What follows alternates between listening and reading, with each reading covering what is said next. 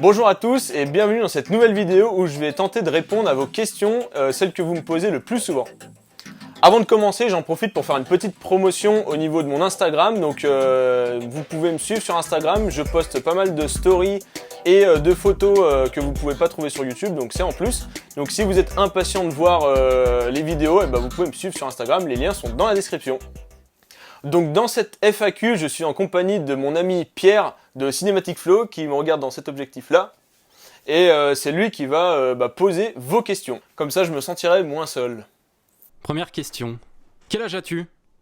Alors, j'ai 25 ans, enfin bientôt 25 ans. Quelles sont les études que tu as suivies?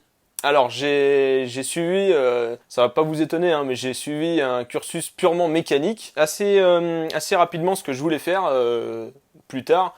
En fait, j'ai toujours un peu bricolé chez moi.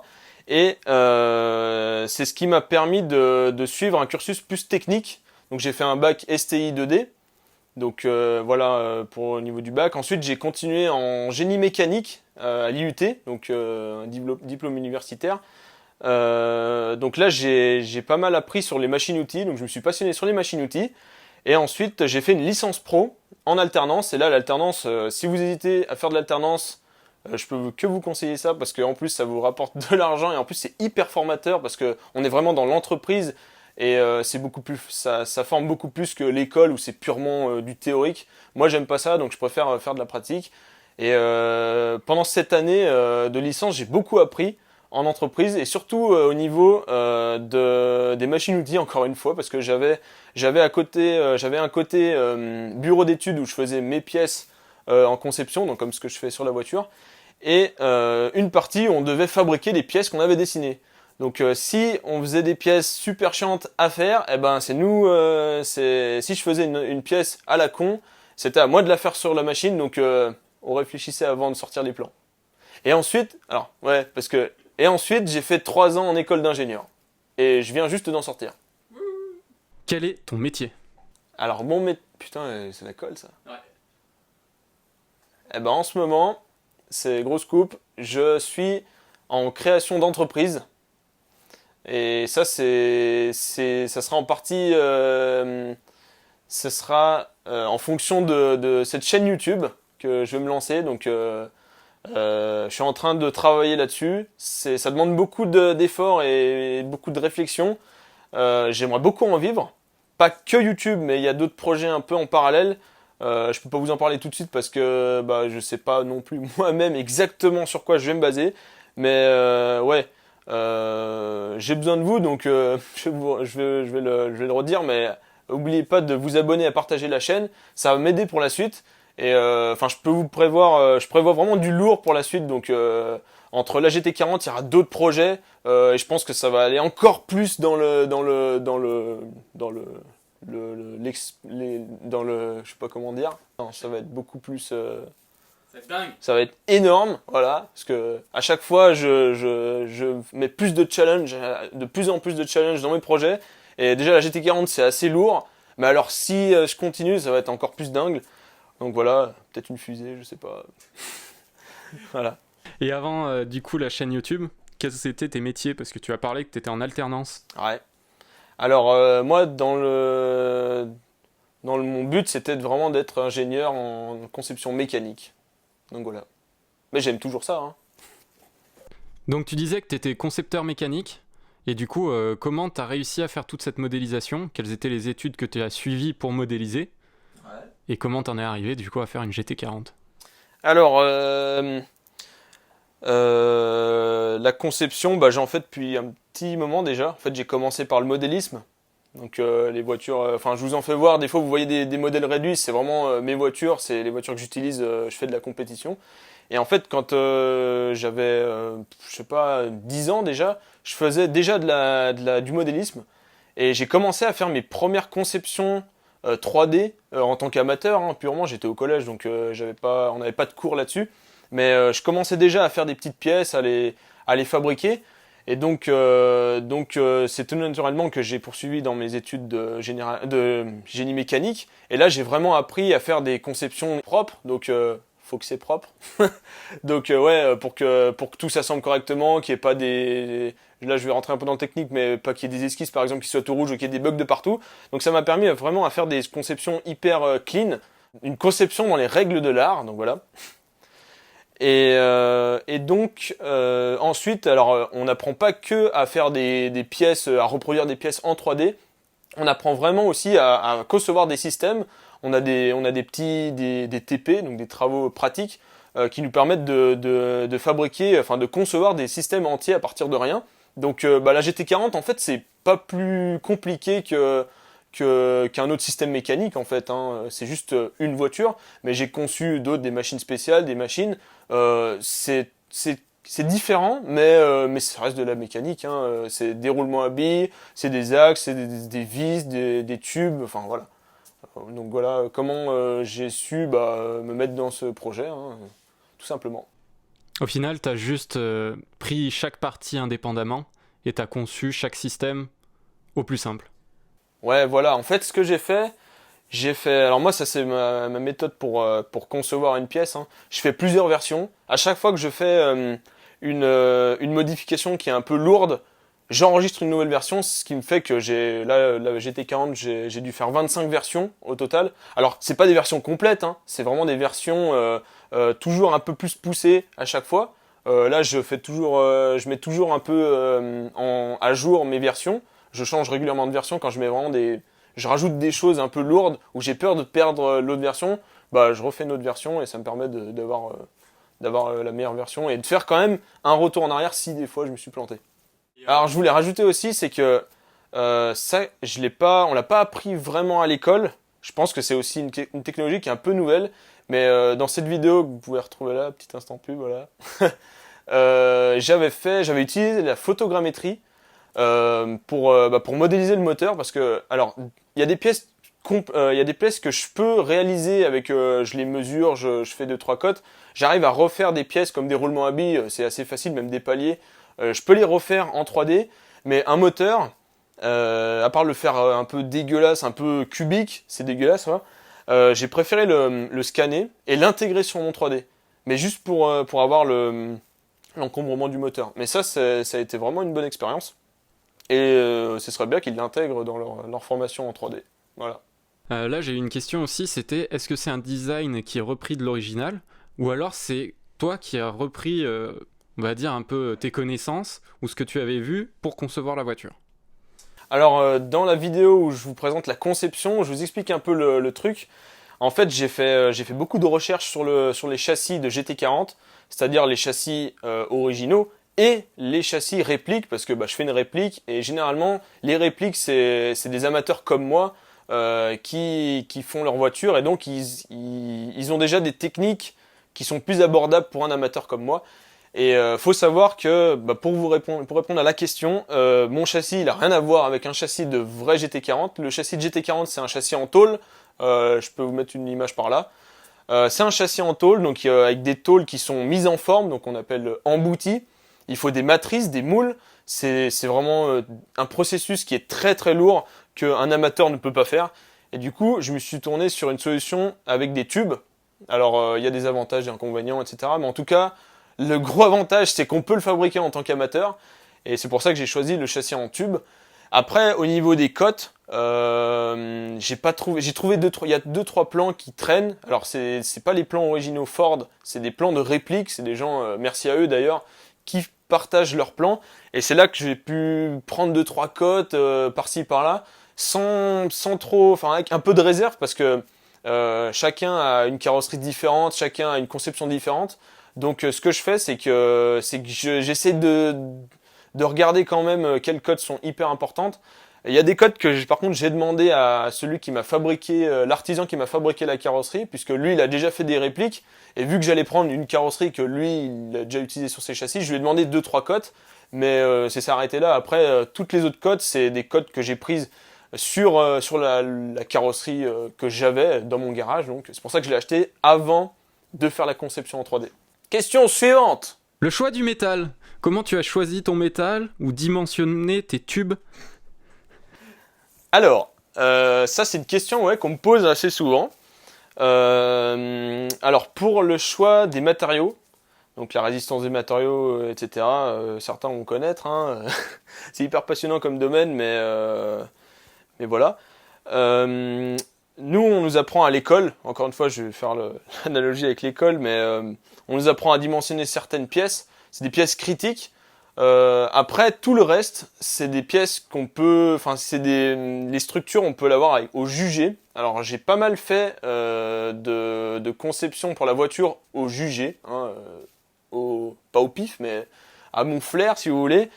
Et du coup, avec aussi les photos que j'avais trouvées sur internet sur les GT40, on arrive à voir un peu la section des tubes. J'ai demandé à certains fabricants de répliques, hein, ce qu'ils avaient mis comme tube, hein. Faut pas aller chercher plus loin, hein. Si ça marche chez eux, ça va marcher sur ma voiture, hein. Si c'est bien réalisé, il n'y a pas de souci. Mais c'est vraiment au jugé que j'ai conçu la voiture, surtout le châssis. Ce que j'ai peut-être pas dit en vidéo, ou ouais, il me semble que j'en ai pas spécialement parlé, mais le châssis, je l'ai passé quand même en simulation. Alors la simulation, c'est en fait, on applique un effort sur une pièce et on regarde les contraintes qui sont sur cette pièce. Alors où c'est qu'il y a des concentrations de contraintes, où c'est que ça risque de casser. Alors j'ai fait très simple, j'ai fait une torsion du châssis. Et j'ai vu où c'est qu'il manquait un renfort, et du coup, bah, pour avoir un ensemble homogène, j'ai rajouté le renfort, tout simplement. Et c'est le seul calcul que j'ai fait sur le châssis. Ensuite, tout le reste, c'est vraiment au jugé. Je pense que j'ai un petit peu surdimensionné le châssis, donc il sera peut-être un peu plus lourd qu'une vraie, mais au moins ça tiendra. Ensuite, il y a des pièces plutôt critiques où j'ai fait vraiment des études là-dessus. Je parle par exemple je vais mettre des entretoises entre la boîte de vitesse et le cardan. Donc on a le cardan qui va jusqu'à la roue, qui transmet en fait la rotation du moteur de la boîte, enfin de la boîte, de sortie de boîte vers la roue. Donc il y a un cardan articulé qui fait le lien entre les deux axes. Et vu que c'est pas des cardans adaptés pour ma GT40, ils sont trop courts et je dois mettre une entretoise. Et cette entretoise, j'ai essayé de les vider pour gagner un peu en masse, pardon. Et je l'ai passé en élément fini, donc en simulation, pour voir combien je pouvais les vider, pour éviter que j'accélère et qu'il y a tout qui parte en sucette. Donc ça, c'est ce genre de calcul que je fais pour dimensionner mes pièces. Après, ouais, c'est surtout au jugé que je fais ça, hein, on va pas se le cacher, sinon je passerais beaucoup trop de temps, et même en entreprise, je veux dire, on ne calcule pas tout, c'est évident, il y a des calculs qu'on ne peut même pas faire, hein, il y a des systèmes, on est obligé d'isoler des pièces, on peut pas mettre un système entier et le mettre pour voir si ça passe, quoi, c'est pas possible, ça demanderait des puissances de calcul de dingue, et on peut faire autrement. Ensuite, pour le choix des matériaux, c'est par rapport à mes machines aussi que je fais ça. Par exemple, le châssis, je l'ai fait en acier parce que déjà l'acier c'est plus facile à souder que l'aluminium, par exemple. L'inox, je sais que c'est pas un matériau qui est très bon pour faire des châssis. Alors après, voilà, je suis pas allé chercher plus loin, hein. J'ai pris de l'acier pour le châssis. Après, il y a des pièces que j'ai fait en alu, soit pour gagner de la masse, donc parce que c'est des pièces qui sont largement assez résistantes pour l'utilisation que je vais en faire. Ça peut être aussi parce que j'ai le brut chez moi, hein, le brut à usiner pour la fraiseuse ou pour le tour. Hein. Si j'ai pas le brut qu'il faut, je prends de l'alu ou je prends de l'acier. Hein, voilà, hein, j'ai pas budget illimité non plus. D'ailleurs, on va en parler juste après. J'ai pas budget illimité pour cette voiture, donc je fais un peu avec. Et ensuite, c'est parce que quand je prends des pièces, par exemple en alu, c'est parce que j'aime tout simplement bien travailler l'alu avec les machines. C'est tendre, c'est assez facile à usiner, on peut prendre des grosses passes dessus. L'acier, c'est un peu plus, je sais pas, je préfère l'aluminium, tout simplement. Et donc tu parlais du poids juste avant. Ouais. Combien tu penses que la voiture elle va faire? Et un peu lié au poids, comment tu as dimensionné par exemple les freins, la boîte de vitesse, les rapports? Comment t'as su quelle pièce prendre par rapport à la voiture? Alors, au niveau de la masse de la voiture, par rapport à mon 3D me sort environ une tonne. Ça c'est encore une fois à prendre avec des pincettes parce que En fait, j'ai essayé de mettre un maximum de... En fait, le logiciel 3D, si on lui met une matière sur une pièce, il est capable de nous le dire, tout simplement avec la masse volumique, combien cette pièce va nous peser, hein, combien cette pièce va peser. C'est assez simple, hein, mais il nous le fait automatiquement. Il est capable aussi de nous dire le point, le centre de gravité et la masse de tout l'ensemble. Et j'arrive à peu près 970, je sais plus. Alors par contre, il nous calcule pas, par exemple, la visserie, il y a quelques visseries qui manquent. Il y a les soudures, il ne compte pas les soudures. Il y a 2-3 trucs qui manquent, mais en gros 1 tonne pour la voiture. Ensuite, c'était quoi le reste? C'était pour les freins, non? Dimensionnement frein et aussi amortisseur par exemple. Alors, dimensionnement. Alors tout ce qui est moteur, tout ce qui est boîte, tout ce qui est frein, c'est l'Audi donneuse. Donc l'Audi que j'ai acheté au tout début, c'est une Audi A6 V8. Donc c'est une voiture qui fait 2 tonnes. Elle a un moteur V8, elle a ce moteur-là, elle a les freins, et ces freins, je les ai pris. Donc si elles arrêtent une bagnole de 2 tonnes avec le même moteur, sur une voiture qui fait 1 tonne, bah il n'y aura pas de souci au niveau des freins. Donc voilà, et c'est pareil, c'est aussi c'est le côté budgétaire aussi. J'ai pas acheté des freins puisque je les ai déjà sur l'Audi. Les amortisseurs, ce sont des amortisseurs pour réplique de GT40, je peux aller chercher plus loin. Voilà. Et donc là, tu parles de budget par rapport à... C'est pour ça que tu as pris l'Audi A6. Combien t'estimes du coup ton budget et pourquoi tu as fait... Et du coup, ça explique certains choix que tu as fait. Et au final, combien ça peut te coûter? Alors, le budget, il est de 15 000 euros. Voilà, c'est le budget que je me suis fixé. Hein. Au-delà, voilà, on va peut-être éviter, même si je pense que je vais peut-être un peu dépasser. Alors, je le montre pas trop en vidéo, mais tout le projet, il est documenté. J'ai un dossier, un gros dossier de je sais pas combien de gigas.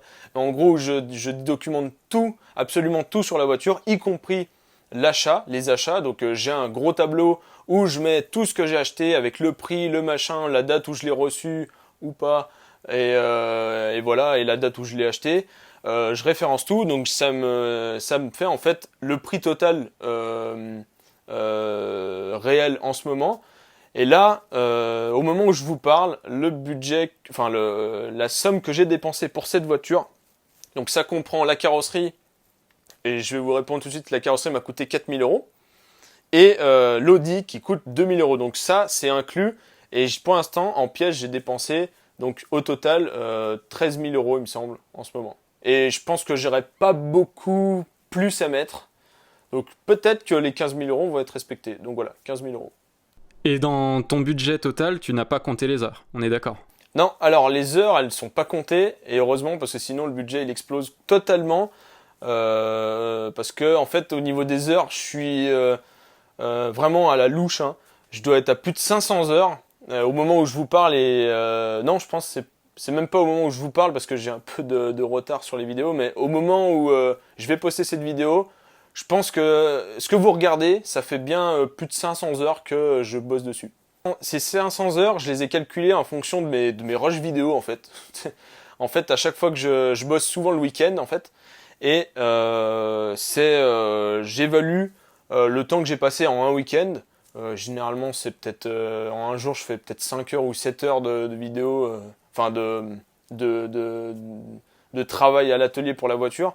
Donc c'est vraiment que les heures au niveau de la fabrication. J'ai même pas compté la conception, donc c'est vous dire, c'est beaucoup plus que 500 heures, parce que j'ai passé au moins 10 mois à la conception, un peu tous les soirs, donc ouais, c'est un peu plus que 500 heures. Next question.